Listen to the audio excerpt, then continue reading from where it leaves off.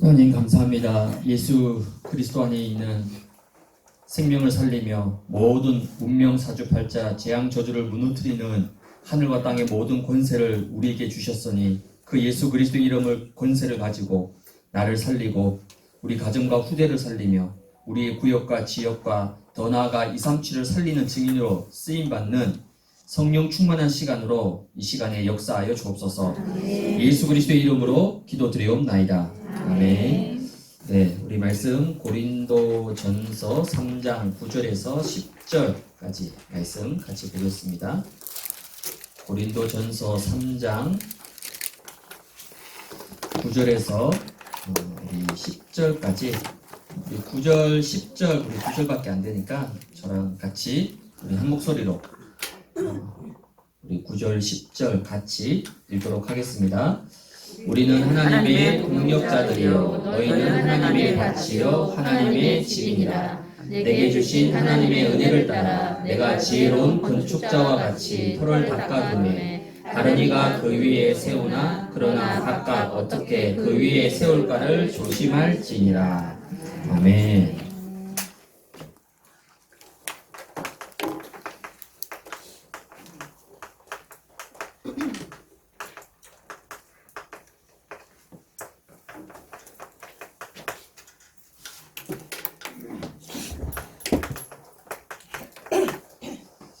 네, 오늘 우리 화요사역자 조장 모임 한 달 반 만에, 그죠? 한 달 반 만에 그 사이에 마트네는 계속 격주로 하고 또 전체 모임도 하고 이렇게 하다 보니까 올해는 좀 이렇게 들쑥날쑥, 이게 참 쉽지 않은 흐름이지만 그래도 우리 사역자들은 어떤 상황 속에서도 흐름을 놓치지 않고 또 말씀 따라가는 게 제자고 사역자잖아요. 그래서 물론 규칙적으로 좀 이렇게 일관성 있게 루틴대로 가면 너무 좋겠지만은 또 이 성령의 인도라는 건 꼭 루틴대로 가는 건 아닌 것 같아요. 상황에 따라서 또 교회 시간표에 따라서 그렇게 좀 이렇게 유동적으로 여러분들이 아유 또 목요일로 오라 그러서 이제 왜 또 화요일에 오라 둘째 넷째 주에는 뭘 또 들으라 그러고 뭐 거기에 대해서 여러분들이 그냥 열린 마음으로 그냥 가라면 가고 오라면 오고 그렇죠? 그게 우리 예언의 제자잖아요, 그렇죠? 네. 그래도 별로 분위기가 그래도 난 목요일이 좋은데 하지만 또 하나님이 변화를 주셨으니까 또 그 변화에 맞추어서 중요한 건 여러분이 은혜를 놓치지 않고 말씀을 놓치지 않는 겁니다. 그 응답들을 여러분이 꼭 누려가시기를 바랍니다. 또 너무 자주 보면 좀 식상한데 이렇게 가끔씩 보면 반갑잖아요, 그렇죠? 한달 반만에 가끔 얼굴 잊어버린 건 아니시죠, 그렇죠? 가끔씩 보니까 안 보이는 분들이 많네요. 이게 참 또 조금 애로사항이네요. 그렇죠? 매주 이렇게 해야 되는데 워낙 지금 뭐 임직식 그때부터 시작해가지고 그렇죠? 임직식 때 봤던 분들하고 지금 얼굴이 너무 이게 진짜 모습인 거죠, 그렇죠? 그날은 그냥 특별하게.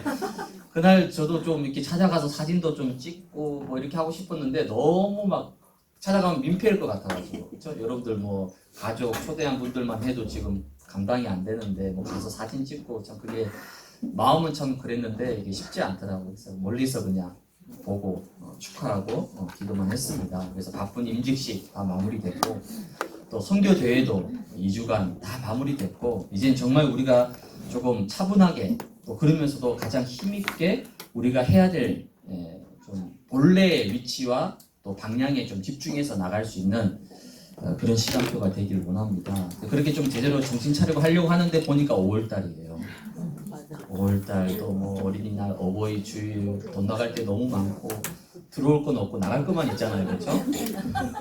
여기 계신 좀 연세 있으신 우리 권사님들은 좀 들어올 게 있는데 그 외의 분들은 나가야 될 게 너무 많은 거야. 나가야 될 때가 많고 뭐 가족 모임부터 시작해서 하여튼 5월은 바쁘잖아요. 바쁘고 이렇게 되는데 그래도 우리가 좀 중요한 말씀과 흐름을 가지고 저와 여러분들이 함께 인도를 받아야 됩니다. 그래서 오늘 이제 하나님의 망대로 서라. 오늘 이 고린도전서 3장 우리 본문의 말씀 보니까 우리를 보고 너희는 하나님의 동력자고 하나님의 밭이고 하나님의 집이다. 동력자, 밭, 집. 이건 뭐냐면요. 구원받은 자는 한마디로 하나님의 망대라는 거예요. 하나님의 동력자고 하나님의 밭이고 하나님의 집이다. 이건 한마디로 말하면 우리가 하나님의 망대라는 거죠. 망대가 뭡니까 여러분? 반석이잖아요. 망대는 흔들리면 안 돼요. 망대는 뭐냐면 하나님의 견고한 반석으로 서는 겁니다. 그래서 예수님이 그리스도를 고백한 베드로에게 너는 뭐라고요? 베드로다. 이 반석이다. 너는 반석. 그게 망대라는 거거든요. 그럼 이 망대의 축복을 누리기 위해서 도대체 구원이 뭐냐? 구원받은 자가 바로 하나님의 망대니까. 그렇죠? 구원받은 자가 하나님의 동력자고 하나님의 밭이 되고 하나님의 집이 되기 때문에. 그럼 도대체 구원이 뭐냐? 구원은 다른 게 아닙니다. 신분이 바뀌는 거예요. 제일 많이 오해하는 게 구원이에요. 그렇죠? 현장에서 복음 전하고 불신자 만나고 기존 신자 만나보면 제일 많이 오해하는 게 뭐냐면 구원에 대해서요. 구원. 그냥 교회 다니고 예배 드리고 봉사하고 그걸 구원이라 생각하는 거예요. 그렇지 않습니다. 구원은 뭐죠? 신분이 바뀌는 거예요.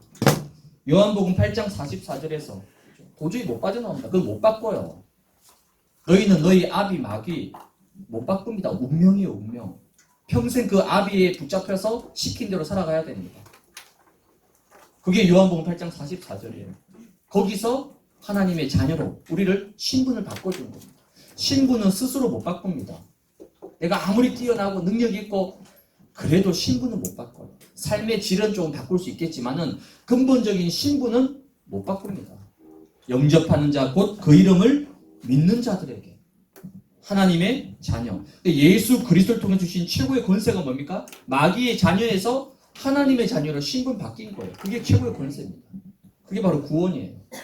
그래서 에베소서 5장 8절에는 너희가 전에는 어둠이더니 우리가 원래 어둠에 있었습니다. 근데 이제는 뭐라고요? 주 안에서 빛이다. 어둠에서 빛으로 바뀐 거예요. 그게 신분이 바뀐 겁니다.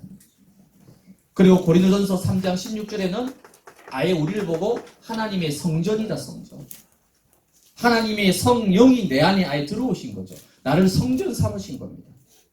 그래서 요한복음 14장 16절에는 보혜사를 너희에게 주사 뭐 한다고요? 영원토록 너희와 함께 하도록 합니다. 영원토록 함께 합니다. 그래서 예수님이 가야 되는 거예요. 예수님이 가셔야지 보혜사가 올 수 있잖아요. 예수님은 영원토록 육을 가졌기 때문에 영원토록 함께 할 수가 없습니다. 모든 곳에 함께 할 수가 없어요.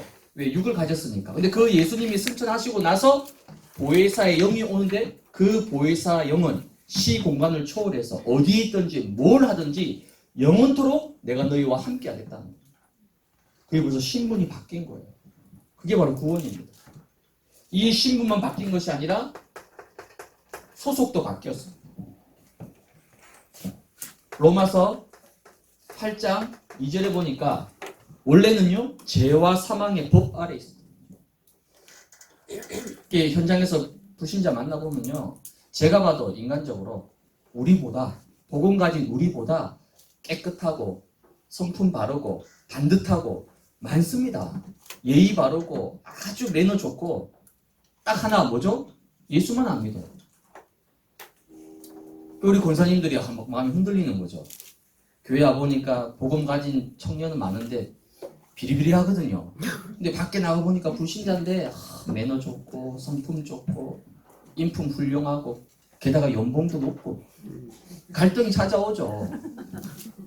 근데 문제는 뭡니까? 죄와 사망의 법 아래 있어요. 그게 무슨 말입니까?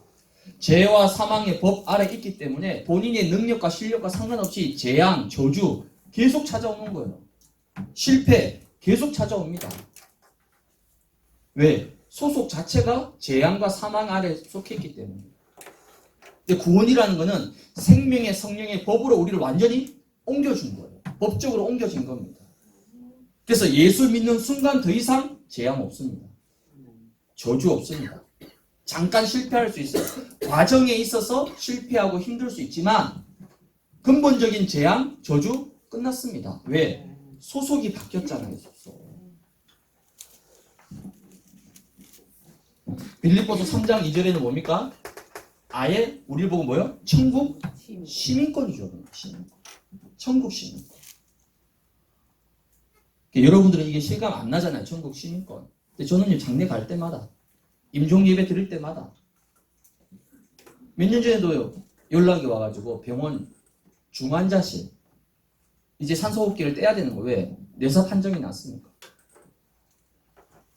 마지막 이제 부모님이 연락이 온 거예요. 이제 산소 가족이 합의해가지고 이제 마스크 떼기 위해 내사 상태 속에서 뭐 2년, 3년, 5년, 10년 기다릴 수가 없잖아. 가족들이 회의해가지고 이제 연명치료 안 하고 이제 끝내기로 한 거죠. 그 떼기 전에 마지막으로 목사님이 오셔서 기도 한번 해달라는 거예요. 그 내사 상태 속에 있는 그분에게 영접 메시지 하고, 영접 메시지 끝났으니까 뭡니까? 신부 권세 심어주고, 천국에 대한 소망 심어주고, 그러고 나서 뗀 거예요. 그럼 그분은 뭡니까? 이게 주어지는 거예요. 천국 심고. 죽는 순간, 영혼이 육체에서 벗어나는 순간 심판으로 갑니다. 그렇죠? 불신자들은 뭘 몰라가지고 뭐 귀신이 뭐 떠돌아다닌다. 아유, 그건요 100% 사단 소리입니다. 그러지 않아요. 모든 영혼은 다시 돌아가야 됩니다. 내세. 거기에 심판이 있어요. 그 심판대에 서서 천국이냐 지옥의 형벌이나 뭐로 갈려지죠? 천국 시민권을 가진 구원받은 저와 여러분들은 바로 직행입니다. 뭐 연옥도 아니고 뭐 바로 천국으로 직행하는 거예요. 천국에서 주님을 만나는 거예요. 그렇죠? 왜? 천국 시민권을 가지고 있기 때문에. 바라옵기는 이 땅에서 좀 이 권위라는 좀 이렇게 효려고 하면 좋은데, 이 땅에서는 크게 여러분 볼 때 별 볼이 없을 수 있습니다. 천국 시민권 가진 나나 지옥 시민권 가진 불신자나 별반 다를 게 없어 보이죠? 그렇지 않습니다. 이 땅에서부터 천국 시민권의 권세를 사용하고 누리는 거죠. 왜? 우리의 배경은 하늘나라 천국입니다. 이 땅에 있는 게 아니에요.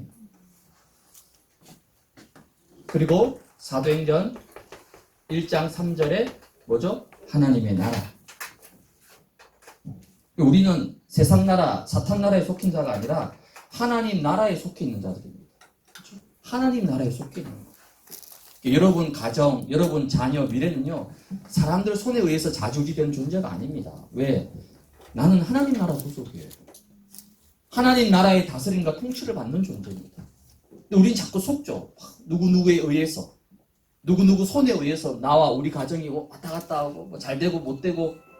절대 그렇지 않습니다. 저와 여러분들은 뭐죠? 하나님 나라에 속해 있는 사람들. 절대로 이 사탄 나라, 세상 나라가 우리를 어떻게 할 수가 없다니까요. 여기에 대한 분명한 확신과 믿음을 가지고 살아가야 됩니다. 그게 벌써 소속이 바뀐 겁니다. 그게 구원이에요. 그리고 구원은 뭡니까? 신분이 바뀌고 소속이 바뀌었기 때문에 그에 따르는 권세가 주어지게 되는 겁니다. 어떤 권세입니까? 마태복음 28장 18절에 보니까 하늘과 땅의 모든 권세를 가진 주님께서 내 안에 나와 함께 하십니다. 아멘. 하늘에 있는 권세, 땅에 있는 권세, 그 권세 가진 주님이 내 안에 계시기 때문에 내 안에 뭐가 있는 거죠? 하늘과 땅의 모든 권세가 내게 주어진 겁니다. 아멘. 이런 어마어마한 권세를 주어진 겁니다. 히브리서 1장 14절에는요 천사 뭐라고요? 부리는 영이라고 있습니다. 부린다는 거예요. 부리는 거. 물론 그렇다 해서 내가 오라 가라 막 그렇게 종부리듯이 그게 아니라 구원받은 하나님의 백성을 보호하고 지키고 돕기 위해서 부리는 영으로 우리에게 주셨다는 겁니다. 천사. 그렇죠? 여러분 부려야 되잖아요. 천사를. 천사를 잘 부려먹고 있습니까? 대부분은 잘 안 부려먹습니다. 천사를 실제 천사 동원권. 그렇죠? 아이들이 학교 갈 때, 남편들이 출근할 때, 여러분이 현장 갈 때, 지역 갈 때 항상 뭐요? 천군천사, 하늘의 군대, 하늘의 불말과 불병거. 다니엘이 이걸 사용했잖아요. 엘리야가 이걸 사용했잖아요. 다 사용했다니까요.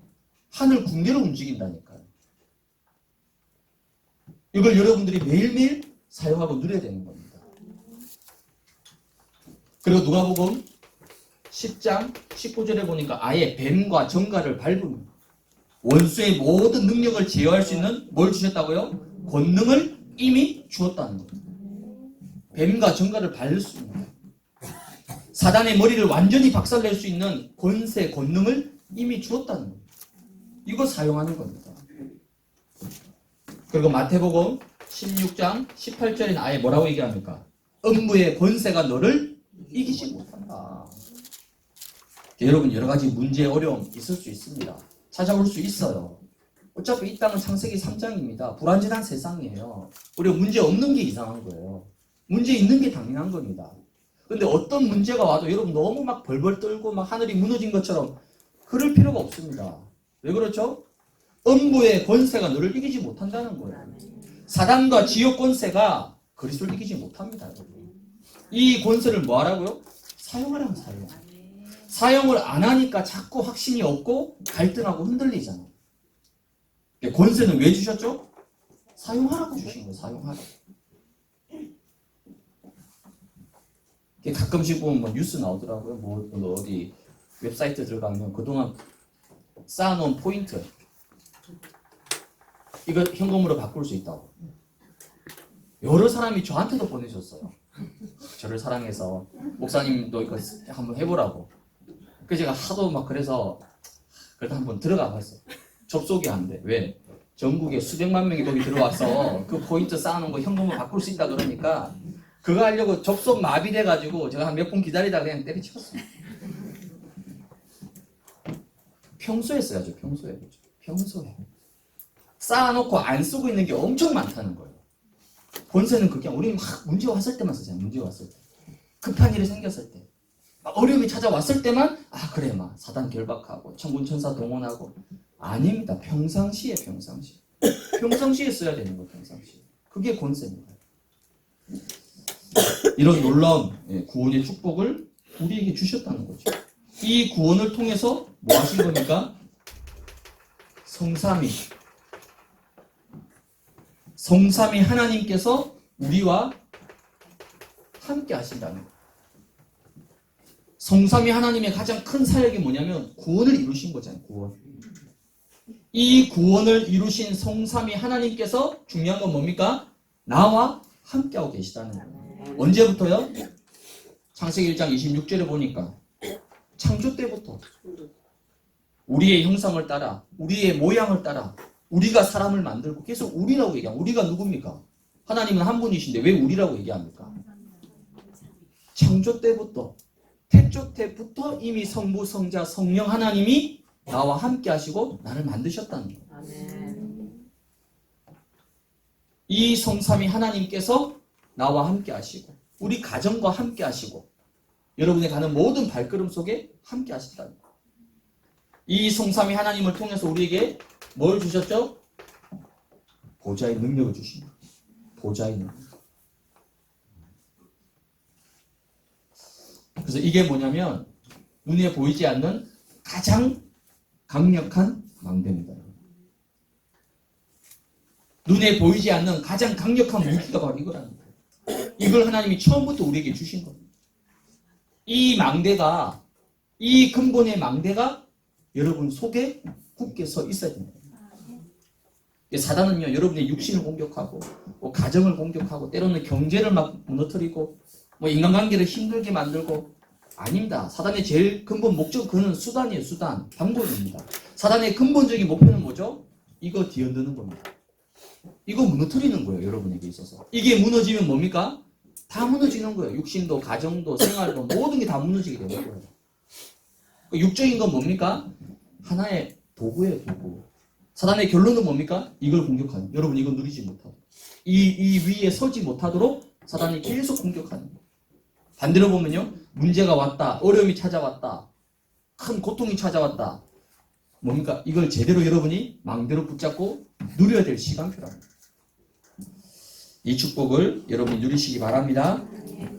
그럼 오늘 이 중요한 근본을 가지고 여러분이 첫 번째 하나님의 망대로 서기 위해서는 어떤 망대를 세워야 되느냐, 그렇죠? 요즘 모든 메시지 흐름이 다 망대입니다, 망대. 망대를 세워라, 망대가 되라, 망대 얘기입니다. 그럼 망대가 도대체 뭐냐? 하나님 자체가 바로 망대입니다. 그 하나님이 이루어 가시는 구원의 역사가 바로 망대가 되는 거예요. 이러한 구원의 망대를 이제 4,000군데 세우자. 그게 4,000망대 운동이죠. 이 망대를 이제는 237 나라에 세우자. 237 치유운동이랍니다.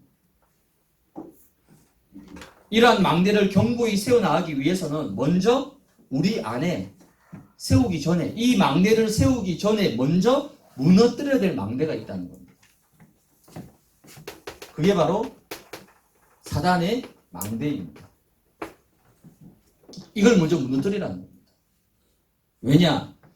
분명히 사단이 우리 안에 이 12가지 틀을 심어놨습니다. 여러분이 느끼든 못 느끼든, 여러분이 인정하든 인정하지 않든 이미 사단은 우리 속에 분명히 이 12가지 틀을 딱 박아놨습니다.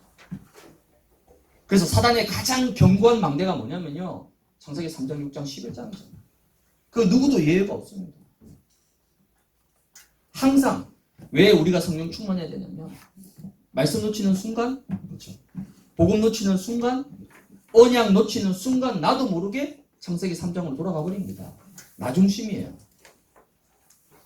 그렇게 성령 충만하고 믿음 충만했던 하나님의 사람이 은혜 좀 못 받으니까요? 시험 들으니까요? 상처가 탁 올라오니까요? 하나님 복음 다 필요 없는 거예요. 그리스도 다 필요 없어요. 바로 창세기 3장으로 돌아가 버립니다. 이 창세기 3장의 망대가 늘 우리 속에 있는 거예요. 구원은 받았지만, 신분은 바뀌었지만, 소속은 바뀌었지만, 권세는 주어졌지만 여전히 사단의 망대는요, 평생 우리 안에 있는 겁니다. 그래서 바울이 뭐라고 얘기합니까? 오라 나는 공고한 사람이다. 바울이 왜 공고합니까? 공고하다는 말은 비참하다는 거예요. 바울이 왜 비참합니까? 최고의 전도자인데. 전 유럽과 로마를 완전히 정복한 사람이 뭐가 비천하고 뭐가 공고합니까? 자기 안에 있는 이 창세기 3장 때문에. 자기 속에 있는 이 죄의 법을 따르고자 하는 이 창세기 3장 때문에 괴롭다는 거예요. 그래서 바울은 날마다 나는 죽노라. 내 몸을 쳐서 나는 그리스도께 복종해야 된다. 왜? 그렇지 않으면 내 안에 창세기 3장이 계속 올라온다는 거예요. 마찬가지입니다. 바울이 그 정도인데 우리 안에는요, 말할 필요가 없겠죠. 그래서 사단이 우리에게 심어놓은 가장 강력한 망대가 바로 창세기 3장, 6장, 11장입니다. 이거는 불신자의 얘기 아니에요. 우리 이야기예요, 우리 이야기. 그러다 보니까 사람들이 문제만 생기면 어디로 가죠? 무속, 점술, 우상으로 갑니다. 아유, 못 배웠으니까 뭐 귀신, 무속 아니에요, 여러분. 강남에 가보세요. 누가 돈 싸들고 옵니까? 다 배운 사람들. 배운 사람들 찾아온다니까요? 불안하니까. 뭐라도 잡으려고. 그러다 보니까 결국 도저히 헤어나지 못하는 불신자들까지 상태 찾아올 수밖에 없는 겁니다. 이러한 사단의 망대가 어쩌면 우리 가정에도 있을 수 있어요. 이러한 사탄의 망대가 어쩌면 우리 가문에도 심겨져 있을 수 있습니다. 이런 사탄의 망대가 어쩌면 우리의 구역과 지역에도 심겨져 있다니까요. 사단이 우리에게 심어놓은 이러한 재앙과 저주의 망대를, 이런 운명의 망대를 완전히 바꿀 수 있는 유일한 건요, 다른 거 없습니다. 이게 바로 그리스도의 망대입니다.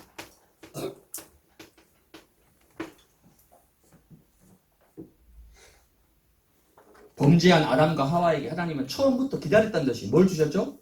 여자의 후손, 뱀의 머리를 완전히 깨뜨릴 것이다. 에덴 동산에서 쫓겨나가는 아담과 하와에게요, 피가 묻은 가죽옷을 지어 입혔습니다.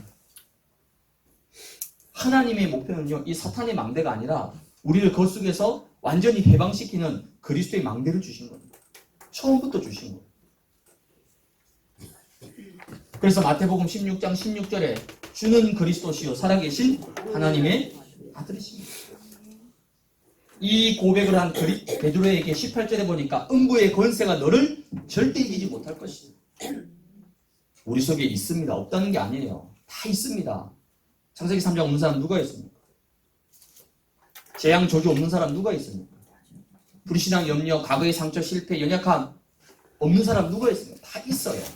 다 있지만 그 음부의 권세가 뭐 한다고요? 그리스도를 고백하는 너를 이기지 못할 것이다. 요한복음 19장 30절에는 다 이루었다. 그리스도께서 십자가에서 모든 것을 다 끝냈다. 분명히 그리스도께서 다 끝냈다고 말씀하셨는데, 그럼 우리는 끝난 거잖아요. 그렇죠? 근데 실제 나를 돌아보면, 우리 가정을 돌아보면, 우리 아이들과 남편을 돌아보면요, 다 끝난 게 아니잖아요. 문제 여전히 있습니다. 아니 분명히 주님은 다 끝냈다고 말씀하셨는데, 다 해결하셨다고 말씀하셨는데 실제 내 삶은, 내 현실은 그렇지 않거든요. 그럼 도대체 뭐가 문제입니까? 그리스도께서 거짓말을 하신 겁니까? 그리스도께서 우리를 속이신 겁니까? 아니. 여기서부터 여러분이 시작해야 되는 겁니다. 정말 이 사실이 맞다라면 우리 가정에 이 말씀이 성취돼야죠. 다 이루었다. 분명히 그리스도는 다 이뤘다고 말씀하셨는데 나는 여전히 갈등과 염려와 근심, 걱정 속에 있다. 문제 속에 있다. 그럼 여러분 뭘 기도해야 되겠어요? 뭘 놓고 기도해야 되겠어요? 여기서부터 진짜 기도가 시작돼요. 아직까지 내 안에 끝나지 않았다고 여겨지는 그 문제 속에서부터 시작돼야 되는 거예요. 거기서부터 복음으로 시작해야 되는 거예요. 거기서부터 시작되어져야 되는 거예요. 다 이루었다. 다 끝냈다는 거예요. 요한 1서 3장 8절에는 하나님의 아들이 나타나신 것은 마귀의 일을 멸하기 위함이다. 마귀의 일. 마귀의 일이 뭡니까? 구원받은 저와 여러분에게 어마어마한 이 축복, 이 망대 주셨는데, 그렇죠? 신분이 바뀌었다니까요. 우린 더 이상 재앙 저주 아닙니다. 사람의 그 어떤 역사도 복음 가진 그리스도를 붙잡은 저와 여러분을 이길 수 없습니다. 구원을 완벽하게 완성하시고 성취하신 성삼위 하나님이 아예 내 안에 나와 함께, 그것도 보좌의 능력으로 함께하고 계십니다. 이 어마어마한 축복을 주셨는데 사단 마귀는요, 자꾸만 우리에게 눈에 보이는 문제, 현실, 사건, 그 육신적인 것, 그거 가지고 계속 속이고 실패시키는 거예요. 그게 바로 마귀의 일입니다. 마귀의 일, 그러니까 뭐 마귀가 갑자기 나타나가지고 막 2, 3, 7 복음화를 방해하고, 그거 우리가 다 알잖아요. 그런 데는 안 속습니다. 우리가 어디에 속죠? 나의 현실과 이 부분에 속잖아요. 여러분, 문제는 크게 두 가지밖에 없습니다. 두 가지 종류예요. 하나는 뭡니까? 나의 문제. 또 하나는요? 남의 문제. 그 두 가지예요. 그러면 예수가 그리스도 모든 문제 해결자, 다 이루었다, 다 끝냈다. 요거는요, 남의 문제에 대해서는요, 기가 막히게 적용이 됩니다. 누가 막 구역 씻고 힘들다 어렵다. 야, 다 끝냈는데 뭘 걱정하냐고. 그리스도는 되잖아요. 그렇게 정확하게 답을 잘 줘요. 근데 문제는 뭡니까? 사토리로 지 문제. 지 문제에 대해서는 이게 전혀 적용이 안 되는 거예요. 남의 문제에 대해서 복음 그리스도 다 끝났다. 다 해결됐다. 테테레스 타이까지 나오면서 다 끝났다. 뭘 걱정하냐고. 정작 자기 문제에 대해서는요, 전혀 결론이 안 나요.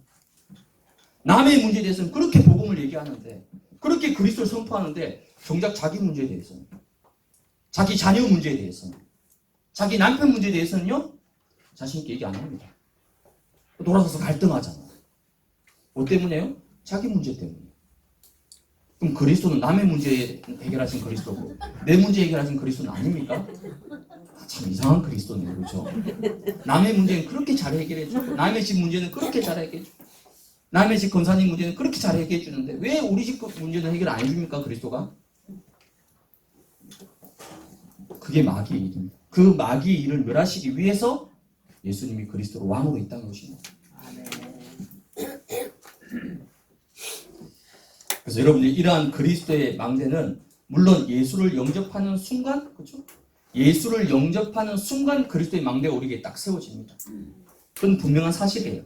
근데 그 이전에 영접을 하고 안 하고가 아니라 그 영접 이전에 이미 그리스도는 뭡니까? 영세 전에 이미 하나님이 주신 망대입니다. 그걸 어떻게 알 수 있습니까?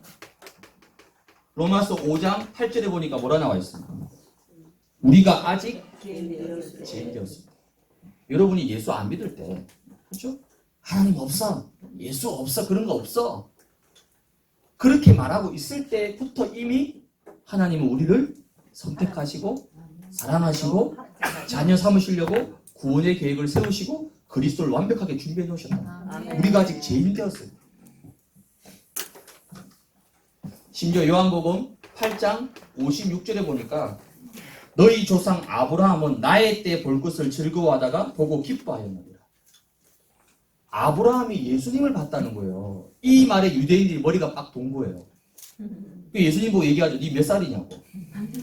아니, 아브라함이 자기 예수님을 봤다는, 그럼 도대체 예수는 몇 살이냐? 뭐 한 5,000살 되느냐? 이런 무식한 질문을 한 거예요. 예수님과 아브라함 사이는요, 약 2000년입니다. 그럼 아브라함이 진짜 예수를 봤다는 겁니까? 육신을 가진 예수를? 아니죠. 오실 메시아를 믿음으로 봤다는 거예요. 그 말은 뭡니까? 이미 그리스도는 영세 전에, 하나님이 이 땅을 창조하시기 전에, 영세 전에 이미 그리스도를 준비해 놓으셨다. 이 영세 전에 준비된 그리스도를 아브라함은 어떻게든 믿음의 눈으로 바라봤다는 거예요. 메시아, 오실 메시아로. 그래서 그 믿음대로 마태복음 1장 1절에 어떻게 기록됩니까? 아브라함과 다윗의 자손 예수 그리스도의 계보다.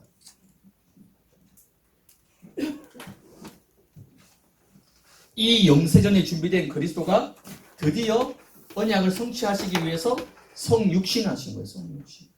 즉 하나님이 죄인인 나를 구원하시려고, 내 신분을 바꿔주시려고, 우리를 하나님 나라의 소속으로 바꾸기 위해서 뭐 하신 겁니까? 하나님이 직접 사람의 몸을 입으신 겁니다. 그게 성육신이에요. 감히 하나님이, 감히 창조주가 가장 더럽고 천한 죄인인 사람의 몸을 입었다는 거예요. 왜요? 우리를 살리고. 그게 성육신하신 그리스도입니다. 그 이름이 바로 마태복음 1장 21절에 바로 구원자 예수가 된 거예요. 나를 살리고 나를 구원하시려고. 이 성육신하신 그리스도가 요한복음 1장 4절에 보니까 생명의 빛으로 이 땅에 오셨다는 거예요. 하나님께서 왜 성육신하셨습니까? 부활입니다. 부활하신 그리스도. 그 예수님이 하나님이시란 증거로 죽음을 이기고 부활했다는 거예요. 그래서 그 어떤 종교도 죽음을 이긴 종교는 없어요. 오직 하나님이신 예수 그리스도만이 부활하셨다는 거예요. 이 부활하신 그리스도께서 중요한 건 뭡니까? 지금 성령으로 나와 우리 가정과 내가 하는 모든 발걸음 속에 함께하고 계시다. 부활이 2000년 사건으로 그냥 기록된 끝난 게 아니라 이 부활하신 주님께서 하늘과 땅의 모든 권세를 가지고 지금 나와 함께 성령으로 함께 하신다는 거예요. 그래서 여러분에게 어마어마한 권세가 주어진 거예요. 부활하신 그리스도께서 지금 내 안에 우리와 함께하고 계시다는 거예요. 그 부활하신 예수 그리스도 이름으로 기도하면 반드시 성령이 역사하고 응답이 일어나게 됩니다. 부활하신 주님께서 하늘 보좌에 계시지만은 약속을 따라서 장차 재림주로 다시 오시게 됩니다. 그게 바로 진짜 종말입니다. 종말. 지금 말세죠, 말세. 마지막 시대입니다. 말세란 말은 뭐죠? 예수님의 재림이 가까워졌다는 겁니다. 물론 가깝다니까 뭐 당장 뭐 몇 년 후에 아니 몇 달 뒤 그건 몰라요. 시간적으로 자꾸 접근하면 그래서 이단이 되는 거예요. 시간적으로는 몰라요 우리가. 그러나 분명한 건 뭡니까? 가까워졌다는 겁니다. 그래서 237 나라 5천 종족 급하다는 거예요. 땅끝 급하다는 겁니다. 왜? 주님의 재림의 시간표가 점점점 다가오고 있는 거예요. 아 나는 이 땅이 너무 좋아서 이 땅에서 아직 누릴 게 너무 많고 아직 못 다 이룰 꿈이 너무 많다. 그럼 복음 전하지 마세요. 그럼 재림이 조금 늦어질 수 있어요. 하루 이틀 늦어질 수 있어요. 왜? 재림은 마태복음 24장 시간표고 이 천국 복음이 모든 민족이 다 증거되면 예수님이 나팔 불고 재림하시는 재림의 주로 다시 오신다는 거예요. 그리스도께서. 이 재림은 뭡니까? 우리에게 미래와 모든 것이 보장됐다는 거예요. 재림의 주. 그리고 그리스도께서는 마지막 재림과 함께 이제는 심판주로 오시게 되는 거예요. 심판주. 심판주란 말은 우리의 모든 배경이 뭡니까? 영원한 천국이라는 거예요. 이게 불신자하고 다른 겁니다. 우리는 심판이 두렵지 않습니다. 주 예수여 뭐라고요? 어서 오시옵소서. 그게 마라나타자, 마라나타. 이게 초대교회 신앙이었습니다. 주 예수, 내일이라도 당장 와도 좋잖아요. 혹시 오늘 저녁에 와도 됩니까? 안 돼요? 별로 한 게 없어가지고. 한 게 없어가지고, 아이고, 주님이 오늘 저녁에 오시면 나 뭐 별로 한 것도 없고, 뭐 저장 보니까 뭐, 예수 영접시킨 것도 뭐, 까마득하고, 뭐. 교회에서 3인 1조 막 엄청 하고 있는데, 보니까 세 가족 한 명도 내려온 적도 없고. 그럼 예수님 재림하면 안 되잖아요. 그죠? 할 말이 없잖아요, 예수님한테. 그 재림을 제발 좀 미뤄달라고. 근데 좀 해야 될 게 있으니까. 그렇지 않습니다. 주 예수여 뭐라고요? 어서 오시옵소서. 왜? 불신자에게는 심판이, 우리에게는 심판이 아닙니다. 영원한 천국입니다. 이게 바로 그리스도의 축복입니다. 이 그리스도의 망대를 여러분 안에 음부의 권세가 이기지 못하는 그 어떤 사단의 세력도 이기지 못하는 그리스도의 망대 여러분 안에 견고하게 세워나가야 됩니다. 이 망대의 축복을 여러분이 온전히 누리시기 바랍니다. 그럼 왜 망대를 세워야겠느냐? 그리스도의 망대를 가진 자에게는 반드시 빛의 역사가 일어나게 되어 있습니다. 왜 망대를 세우라고 합니까? 빛을 비추려고. 빛을 비추려면 망대가 있어야 되잖아요. 그래서 이사야 60장 1절에 뭐라 얘기하죠? 일어나라 빛을 비추어라. 빛을 비추려고 하니까 뭐가 필요합니까? 망대가 있어야 되잖아요. 망대가. 왜 성경은 우리에게 빛을 비추라고 얘기합니까? 이사야 60장 2절에 보니까 캄캄함이 어두움이 온 땅을 다 덮고 있고 만민을 가리고 있다는 거예요. 얼마 전에 난리가 났었죠. 대치도 학원가에. 기억력과 집중력이 좋다고 음료수. 공부한 학생이 기억력이 좋아지고 집중력 좋아진다 그러니까 뭘 못 먹겠습니까? 그걸 그냥 막 마신 거예요. 그게 뭐 들어있는지도 모르고. 마약을 태운 거예요, 마약을. 이게 지금 미국 이야기가 아니에요. 우리나라에 지금 벌어지고 있는 거예요, 우리나라에. 곧 이제 마약 심각해집니다, 청소년들. 애들 그렇게 공부시키려고 대치동 학원까지 보냈는데. 또 얼마 전에 보니까 뭐 강남의 역삼동에 있는 한 아파트. 그 대로변 길가, 큰 대로, 우리 공항대로처럼 큰 길가인데, 밤에, 좀 한 10시? 한 11시도 아니에요. 갑자기 까만 차, 승용차에서 딱 서더니, 남자 2명이 내려가지고, 그 길에 지나가던 여자를요, 폭행해서 차에 태우고 납치해서, 죽였어요. 그게 마취제 놓고, 완전히 죽인 거예요. 그다음 시신 6기. 이 뉴스에 나왔잖아요, 강남의 살인사건. 코인 때문에. 그 CCTV 찍은 영상을 올렸더라고요. 저 그걸 봤어요. 아니, 저 어디 구석진 골목길이면 이해가 되잖아요. 그죠? 구석진 곳이니까 그럴 수 있잖아. 강남의 그 대로에 한복판에 저녁, 옆에 사람들도 있고 차도 막 신호등 기다리고 있더라니까요. 거기에 남자들이 내려가서 여자를 끌고 차에 태우고 가버리는 거예요. 보니까 이유가 있었어요.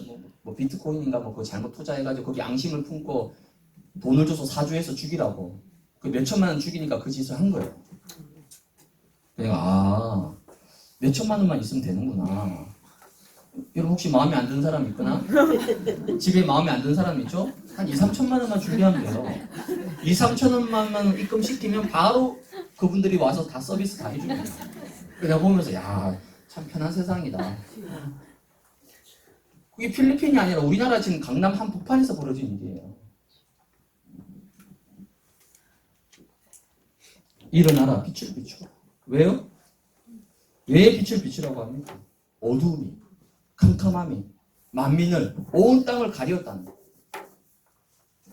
그래서 다윗이 뭐 했습니까? 이스라엘 곳곳에 1천망대를 세운 거예요. 왜? 이 빛을 비추기 위해서. 그럼 도대체 어떤 빛을 비추는 겁니까?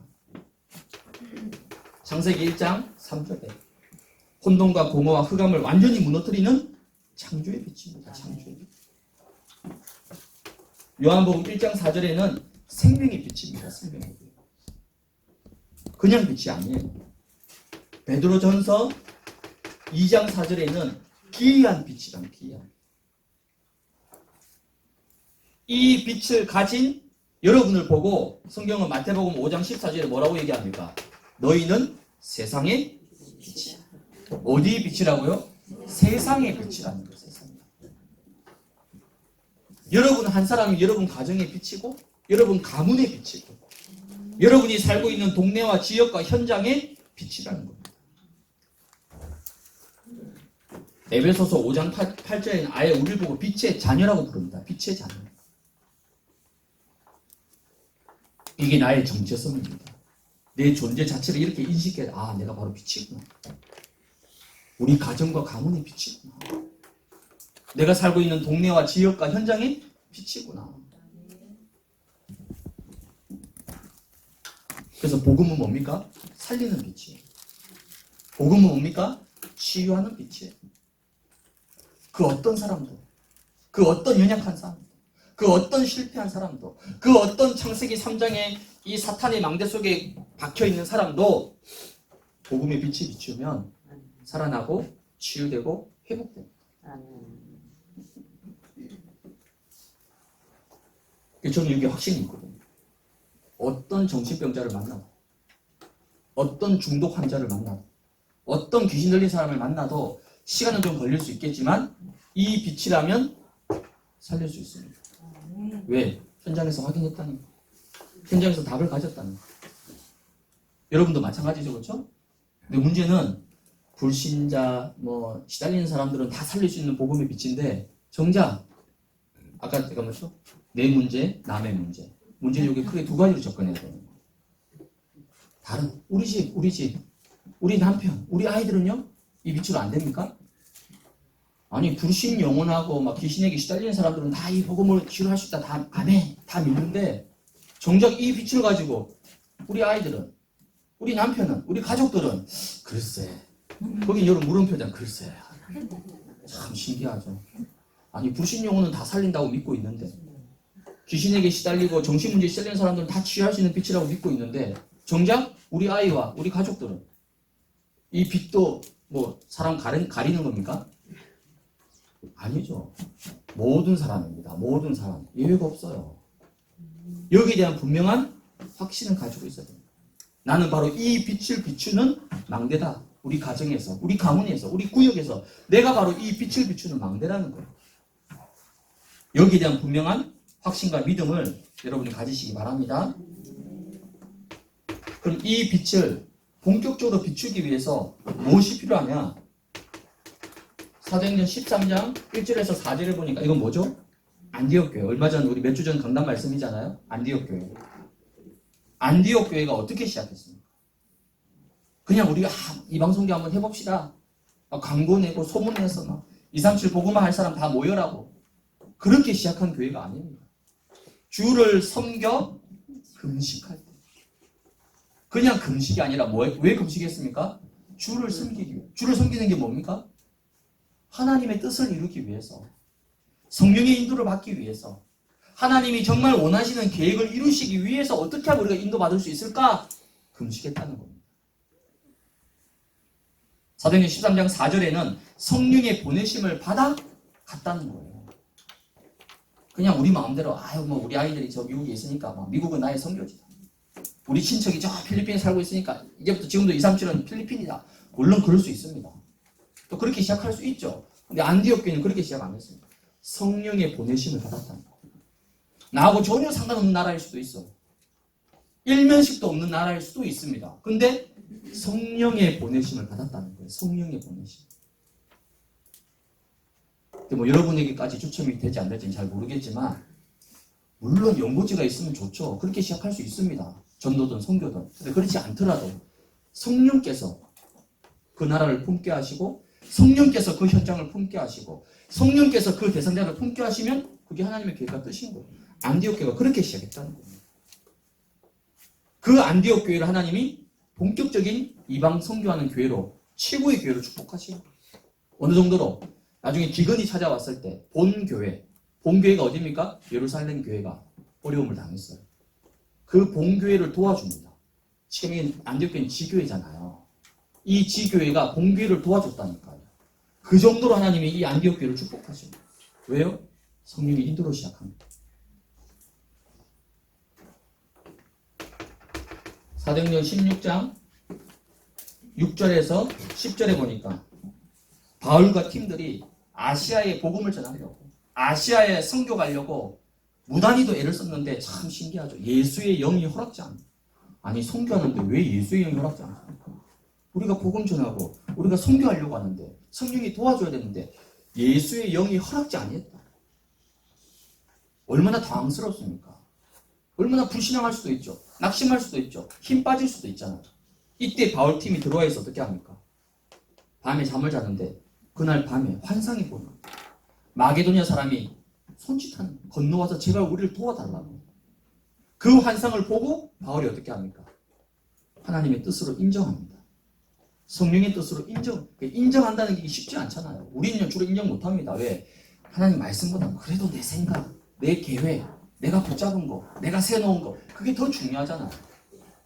근데 바울이 아시아 가려고 모든 걸 다 준비하고 세팅까지 다 끝내고 팀까지 다 구성했는데 그날 밤에 그 환상 꿈을 보고 접어버립니다. 하나님 이게 이거구나. 그리고 아침이 되자마자 바로 배를 타고 어디로 갑니까?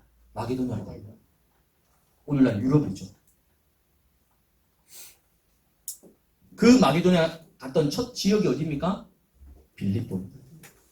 그 빌립보에 하나님이 누구를 준비해 놓으셨죠? 여기야. 유럽 복음화가 이렇게 시작된 겁니다.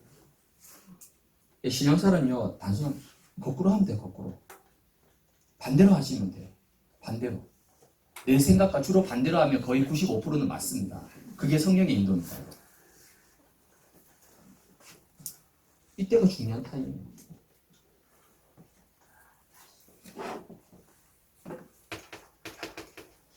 사도행전 19장 1절에서 7절에 보니까 바울이 에베소 지역에 갔는데요.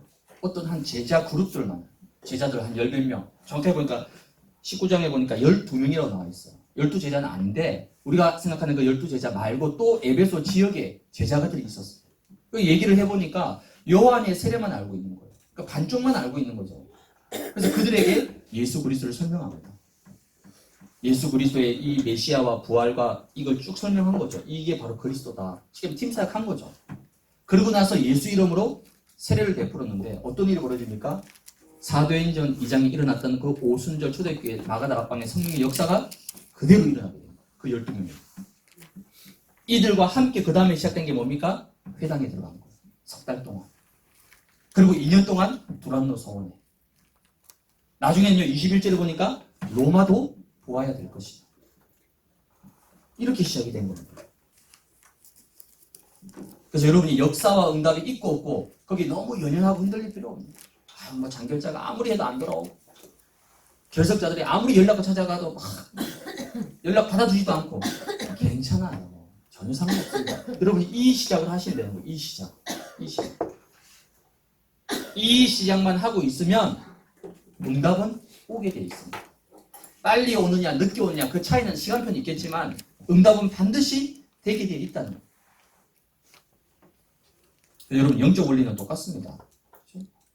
뭐 우리 구역은 어떻고 우리 지역은 어떻고 목사님 우리 지역은 안 우리 구역은 아무래도 아닙니다. 영적 원리는 똑같아요. 빛의 역사는 똑같습니다. 여러분. 성령 인도받는 역사는요 똑같다니까. 영적 원리는. 여러분 어떻게 이 빛을 비추는 시작하시면 되느냐? 똑같이 초대교회가 어떻게 시작했습니까? 사도행전 1장 12절에서 14절. 이게 초대교회 시작이다. 마가다락방의 시작이잖아요. 더불어 마음을 같이하여 오로지 기도에 힘쓰더라. 이거밖에 안 했어요. 그저 120명이 모여가지고 언약 붙잡고 이거밖에 안 했습니다. 이게 아무것도 아닌 것 같고 단순한 것 같고 아니요. 그렇지 않습니다. 이게 전부 다였어요. 이 결과가 뭡니까?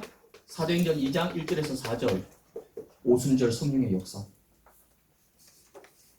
이게 전부 다라니까요. 사도행전이. 나머지 사도행전 3장부터는 여기에 따르는 결과, 하나님 주신 응답들입니다. 그럼 여러분 구역에서, 여러분 지역에서 이거 회복하면 되는 거예요. 이게 답니다. 여러분. 이거 하라고 우리가 지교회도 하고 구역 예배도 하고 미션홈도 하고 뭐 여러 가지 모이는 거잖아.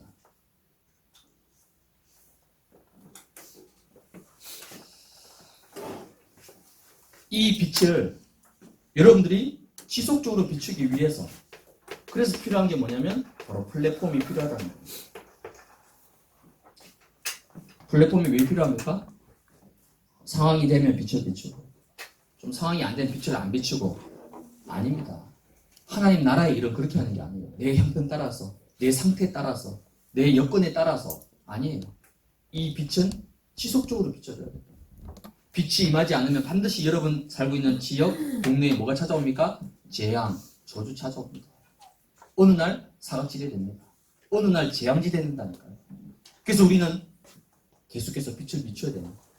그러기 위해서는 이 빛을 비출 수 있는 플랫폼이 필요한 겁니다. 그 플랫폼 중에 하나가 뭡니까? 이게 바로 다락방이에요. 다락방. 다락방 왜 합니까? 빛을 비추는 거예요. 중요한 전도 현장을 놓고 망대를 세우기 위해서 먼저 다락방으로 파고드는 거예요. 예를 들어서 저기에 좀 중요한 현장이에요. 전도 대상자도 있고 가능성 있는 사람들이 많이 있어요. 그럼 우리는 뭐합니까? 그걸 염두에 두고 저기에 내가 망대를 세워야 되겠다. 그럼 바로 망대를 세울 수는 없잖아요. 그래서 뭐부터 시작하는 겁니까? 다락방부터 시작하는 거예요. 다락방. 그럼 이 다락방에 참여하는 저 사람이 망대가 될 수 있겠구나. 그걸 염두에 두고 다락방 들어가. 바울이 그렇게 루디아 집에 들어간 겁니다. 바울이 루디아 집에 다락방하러 왜 들어갔겠습니까? 그냥 개인 치유하고 개인 양육하러? 아닙니다. 빌립보 지역 전체를 바라보고 이 루디아가 사명자구나, 제자구나. 그래서 다락방 들어간 거예요. 이 루디아가 망대를 세워야 되겠다. 이걸 가지고 루디아 집에서부터 시작한 겁니다. 거기에 하나님이 역사하셔서 루디아 집이 뭐가 됩니까? 나중에 빌립보 전체를 살리는 시교회가 된 거예요. 여러분 다락방 회복해야 됩니다. 그렇죠? 이번에 선교사님들 왔을 때요, 목사님이 강하게 말씀하셨어요. 다락방 선교사가 다락방 안 한다. 그럼 이제 우리하고 같이 못 간다. 우리하고 같이 못 간다가 무슨 말이죠? 그럼 무슨 뜻인지 아시죠? 그렇죠? 우리하고 같이 못 간다는 거예요. 다락방 선교사가 다락방을 안 한다. 우리하고 같이 못 간다는 거예요. 그 정도로 강하게 얘기하죠. 왜? 우린 다락방 교회입니다. 다락방 교회. 현장의 중요, 어두움과 캄캄함이 다 덮고 있습니다. 빛을 비춰야 될 곳이 너무 많아요. 빛의 망대를 세워야 될 곳이 너무나 많이 있습니다. 다락방부터 시작합니다. 다락방부터. 그리고 중요한 플랫폼 또 뭡니까? 시교회. 시교회는 뭡니까? 지역에다가 계속 빛을 비춰야 돼요. 빛을 비출 때는 별 효과가 없을 수 있어요. 빛을 비추나 안 비추나 별로 크게 지역이 변화되는 것도 없고 지역에 큰 역사가 일어난 것도 없을 것 같이 느껴질 수 있습니다. 이건 착각입니다. 빛을 안 비추면요, 바로 효과가 나옵니다. 빛을 안 비추면 바로 재앙, 저주, 문제, 사건 바로 터진다니까. 지교회는 뭡니까? 내가 살고 있는 지역과 현장에 빛을 비추는 거예요. 그게 지교회입니다.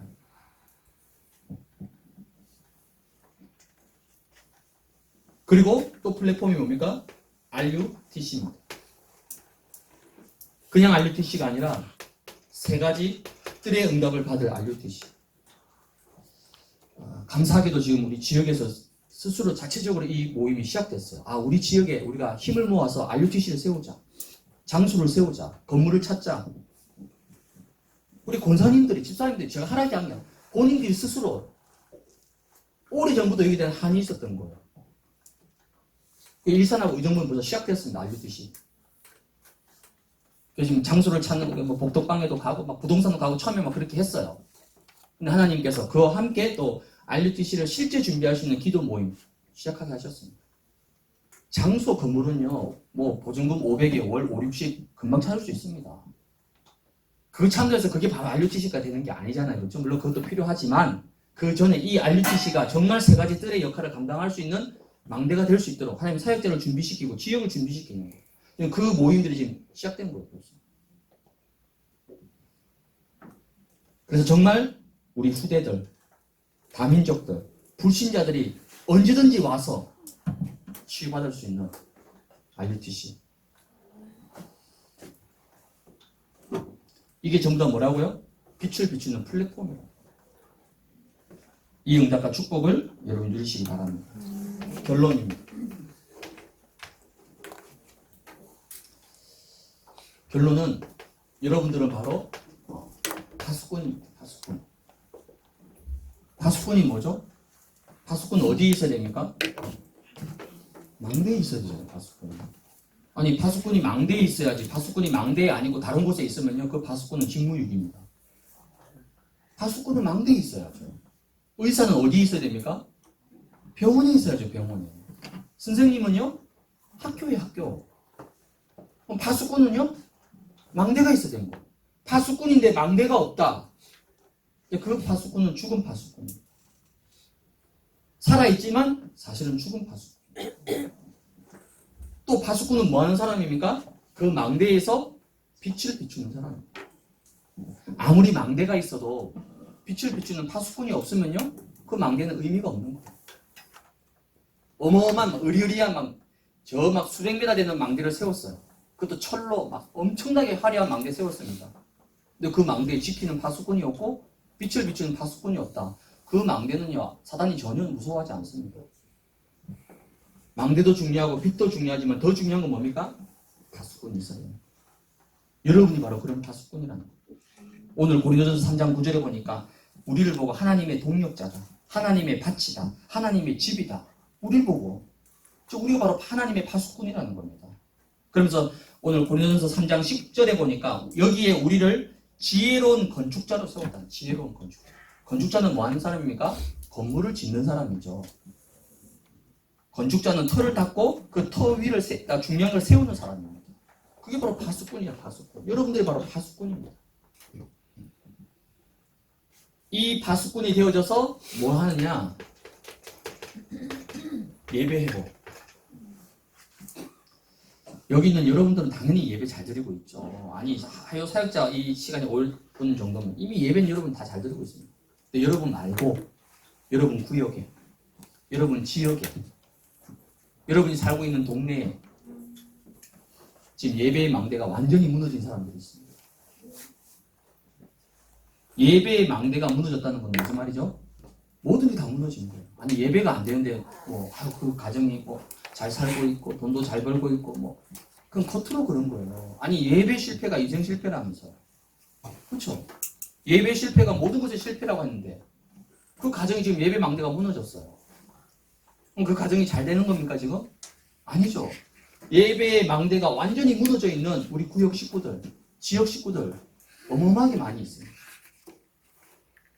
그 예배의 망대를 회복시키는 파수꾼으로 하나님이 나를 우리 구역과 지역 가운데 불러주셨다는 겁니다. 예배 회복은 모든 것의 시작인 거예요. 이 예배 회복을 좀 이제 구체적으로 하기 위해서 교회에서 이제 또 삼운동이라고 미션까지 준 겁니다. 삼운동. 이 삼운동 물론 우리가 사천망대도 그렇고 또 237 치유 또 선교주의를 통해서 우리가 선교 언약을 잡았지만은 근데 실제 우리가 이 삼운동의 키는 뭐냐면요. 스타트만이라는 겁니다. 우리가 당장 직접 할 수 있는 거는 237 당장 해외 캠프 갈 수는 없잖아요. 그렇죠? 당장 비행기 타고 어디 갈 수는 없잖아요. 또 당장 우리가 다락방 이번 주에 다락방 10군데 바로 열 수는 없잖아요. 그렇죠? 기도 제목이고 기도해야 되지만 근데 우리가 바로 도전할 수 있는 거는 스타트만입니다. 우리 구역 쪽에 장결자 당장 이번 주에 예배 빠진 사람들 수두룩합니다. 여러분들은 모르시죠? 전사님들이 매주마다 이만큼 두꺼운 교적부 가지고 예배 출석 다 체크합니다. 특히 지금 5월달이니까 더 날씨 좋고 다 들로 밖으로 나가는 분위기잖아. 물론 한두 번 그럴 수는 있죠. 사람이 어떻게 예배 한번 빠질 수 있죠. 근데 그게 아니라 예배를 계속 실패하고 있다. 그건요, 가정 실패, 후대 실패, 미래 실패입니다. 그 예배의 망대를 세워야 돼요. 본인이 스스로 못합니다. 우리가 도와줘야 되는 거예요. 장결자, 연약한 성도들, 결석자들, 왔다 갔다 하는 사람들. 이들을 살리는 파수꾼으로 하나님 여러분을 부르셨다는 거예요. 아멘. 그래서 여러분들이 지금도 뭐 하느냐? 크게 하는 것이 아니라 기도 캠프부터 시작하시면 됩니다. 기도 캠프. 예배 회복 운동을 통해서 장결자와 결석자를 회복시키는 것은 우리가 말로만 구호로만 되는 게 아닙니다. 말 구호는요 이미 다 했어요. 발대식 이제 그만했으면 좋겠습니다. 발대식은 매주 하는데 발대식 하면 뭐 합니까? 말 그대로 발대식 행사잖아요. 행사. 그 행사가 그 사람을 살리는 게 아니잖아요. 3.1조 발대식 아무리 해도 물론 그것도 필요하지만 실제 장결자와 결석자와 연약한 자를 살리는 건 뭡니까? 권세를 사용해야 됩니다. 왜? 예배가 오늘 갑자기 실패된 게 아니잖아요. 예배가 실패됐단 말은 이미 영적 상태가 오래전부터 무너졌다는 거예요. 그 영적 상태를 무너뜨린 자가 누굽니까? 강한 자가 누굽니까? 그 자를 꺾지 않는데 어떻게 단순히 한번 예배 나오세요. 그 사람들이 움직이겠습니까? 꼼짝하지 않습니다. 권세 사용하는 권세. 현장을 변화시키는 권세 이미 주셨습니다. 우리에게. 그 권세를 가지고 여러분들이 실제 그러면 여러분이 대상자 지금도 여러분이 각 매주마다 각 구역별로 지역별로 오늘 예배 빠진 그건 전사님과 소통하시면 금방 다 나옵니다. 전사님하고 소통 안 해도 우리 구역 지역 식구 중에서 누가 예배 오늘 못 들었는지 그거 알 수 지역장과 구역장이 그거 모른다. 그러면요 그건 아니잖아요. 그건 파수꾼이 아니잖아요. 망대 지키는 파수꾼이 아니잖아요. 이스라엘은 전부 다 양 키우는데 그 양 목장에도 망대 세우거든요. 감시탑. 그 목동이 자기 양이 200마리가 있는데 두세 마리가 나갔어. 근데 전혀 모르고 있다. 그게 목장이 그 목동입니까? 아니에요. 다윗은 양 한 마리도 안 잃어버렸다고 합니다. 어떻게 양을 안 잃을 수 있습니까? 갑자기 막 곰이 찾아오고 사자가 찾아오고 이러면 불가항력적으로 어떻게 할 수가 없는데 근데 다윗은 어쨌든 양 한 마리도 놓치지 않았다는 거예요. 그 말은 다윗의 뭐 탁월한 능력과 기술을 얘기하는 게 아니죠. 다윗이 그만큼 하나님 앞에서 이 축복과 이 비밀을 누리는 힘을 가지고 있었다는 거죠. 그럼 여러분이 최소한 내가 지역장이고 사역자고 중직자다. 그러면 우리 구역에, 우리 지역에 이번 주에 누가 예배를 놓쳤는지, 누가 예배를 안 드리고 있는지 그거 전혀 모른다. 그건 파수꾼이 아닙니다. 망대를 지키는 파수꾼이 아니에요, 여러분. 이걸 여러분들이 회복해야 됩니다. 전사님과 함께 매주마다 이번 주일 예배를 놓친 구역 식구, 지역 식구가 누군지 그럼 구역별로 지역별로 하면 뭐 금방 나오잖아. 몇 명 안 되잖아요. 그걸 구역별로 지역별로 명단을 가지고 기도하고 주중에 연락 한번 해보고 괜찮으시냐.